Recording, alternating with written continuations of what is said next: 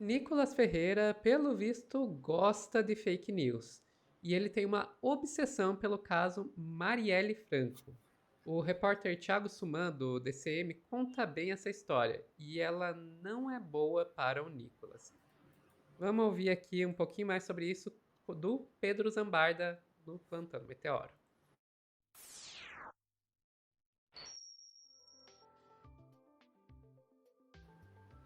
Pedro, vamos lá. Nicolas e notícia falsa não é novidade. Então me conta qual é a da vez, pra gente saber.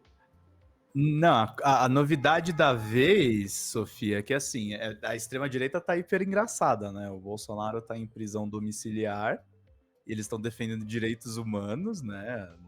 Uma grande novidade, né? Os caras que falavam que bandido bom é bandido morto.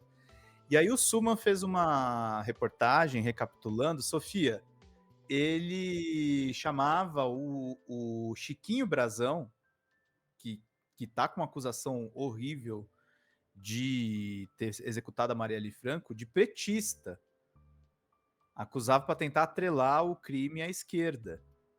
O mesmo cara que tá defendendo agora direitos humanos pro Bolsonaro em domiciliar.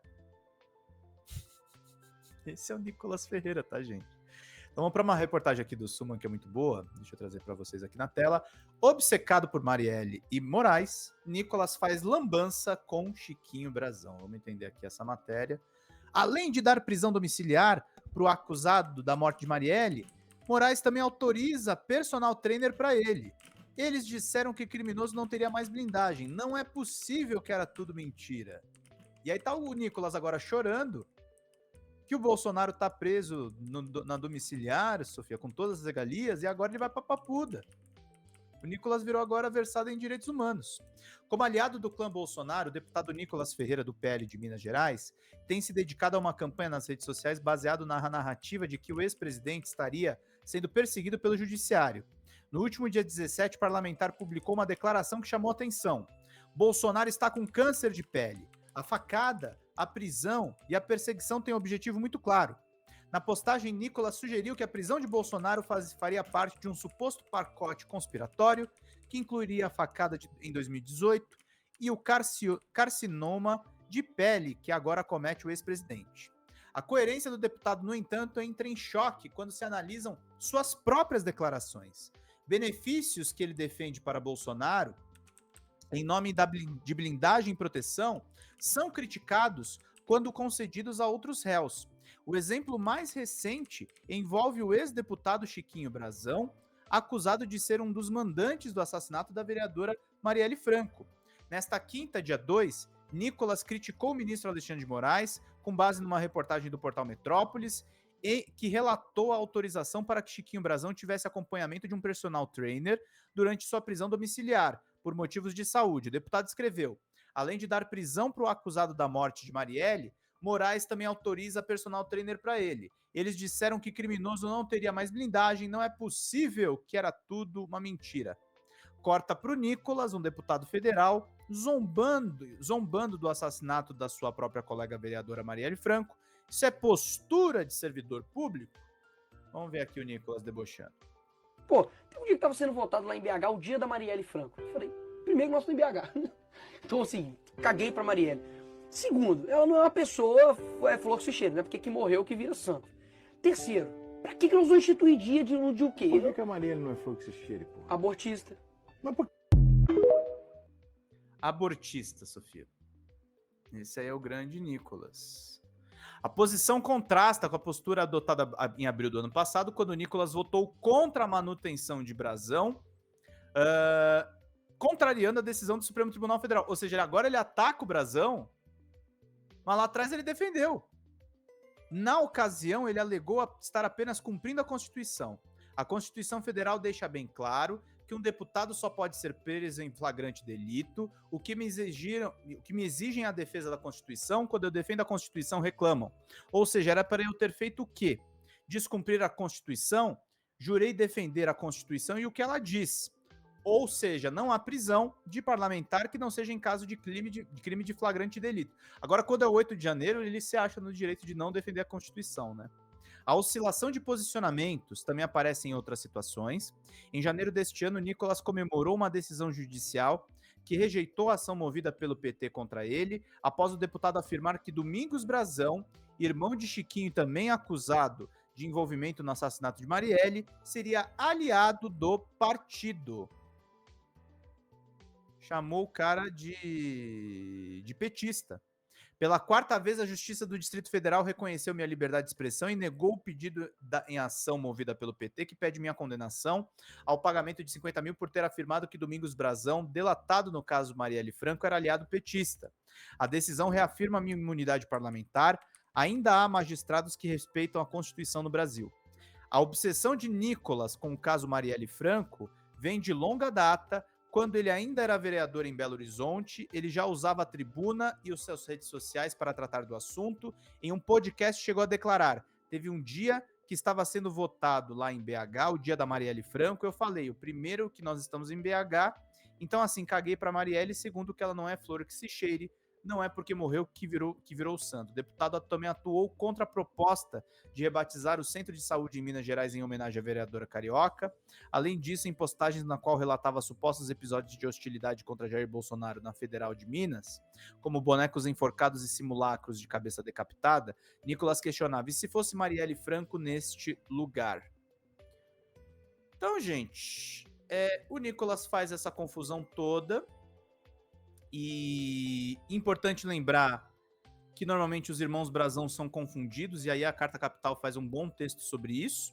A verdade sobre a ideologia de Domingos Brazão, líder de um poderoso grupo político na zona oeste do Rio, Brazão teve relações amistosas com políticos da direita e da esquerda. Aí tem foto no contexto, que tem uma foto do Domingos Brazão de fato, com a camiseta da Dilma, do lado do Eduardo Cunha, Sofia, que foi o cara que derrubou a Dilma. E pra quem não sabe, o Eduardo Cunha era do MDB. MDB era a base da Dilma no governo. Então foi uma traição que rolou. E não, eles não são dilmistas. Não tem nada a ver com isso. Com a delação de Rony Lessa, Polícia Federal, essa matéria é de 23 de janeiro de 24, tá?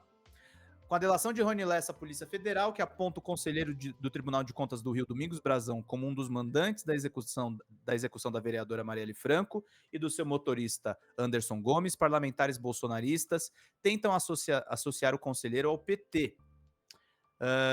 Brazão, de 58 anos, é líder de um poderoso grupo político da zona oeste do Rio, berço de milícias cariocas, foi deputado estadual por 5 mandatos consecutivos, onde acumulou polêmicas e suspeitas de corrupção, até ser afastado e posteriormente realocado como conselheiro do Tribunal de Contas do Rio de Janeiro.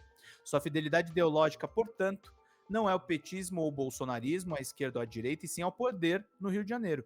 A narrativa sobre uma possível ligação de Brazão ao PT surge com base numa foto que antecede as eleições de 2014, quando o conselheiro, na época, deputado estadual pelo MDB do Rio, tentava angariar votos para Dilma Rousseff ao lado do então deputado federal Eduardo Cunha, também MDBista.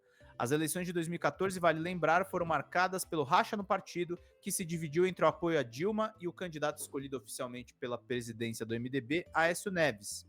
E 2 anos depois, Eduardo Cunha daria o pontapé inicial no impeachment de Dilma Rousseff.